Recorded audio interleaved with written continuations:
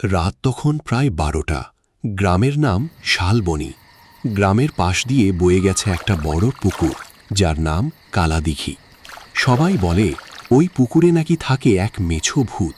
সে শুধু মাছ চুরি করে না, মাঝরাতে জলের ধারে কাউকে দেখলে তাকে ভয়ও দেখায়। কিন্তু এসব কথা বিশ্বাস করত না রতন। সে ছিল খুব সাহসী ছেলে। একদিন বাজার থেকে বড় একটা কাতলা মাছ কিনে ফিরছিল। হঠাৎ তার বন্ধু গোপাল বলল, এই রতন, কালাদিঘির পাশ দিয়ে যাস না, আজ অমাবস্যা। রতন হেসে বলল, ভূতটুত কিছু নেই রে, বলে সে একাই হাঁটতে লাগল।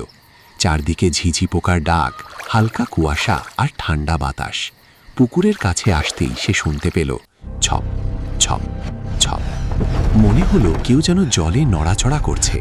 রতন থামল, তারপর আবার হাঁটতে শুরু করলো। হঠাৎ তার মাছ ভরা ব্যাগটা ভারী হয়ে গেল।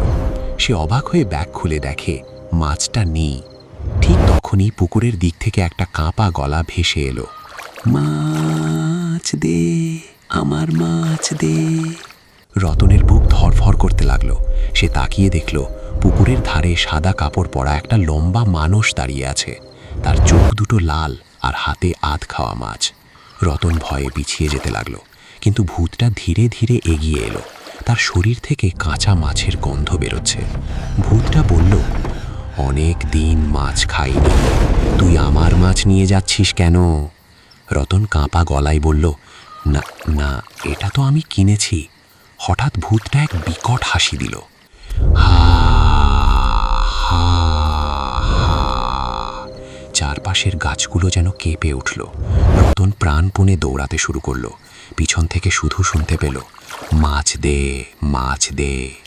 দৌড়াতে দৌড়াতে সে গ্রামের মন্দিরের সামনে এসে পড়ল।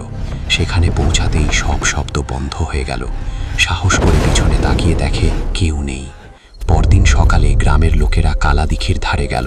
সেখানে পড়েছিল রতনের মাছের ব্যাগ আর পাশে বড় বড় ভেজা পায়ের ছাপ। সেদিনের পর থেকে রতন আর কখনো রাতে ওই পথ দিয়ে যায়নি। আর গ্রামের সবাই আজও বলে, অমাবস্যার রাতে কালাদিঘির পাশে গেলে এখনো নাকি শোনা যায়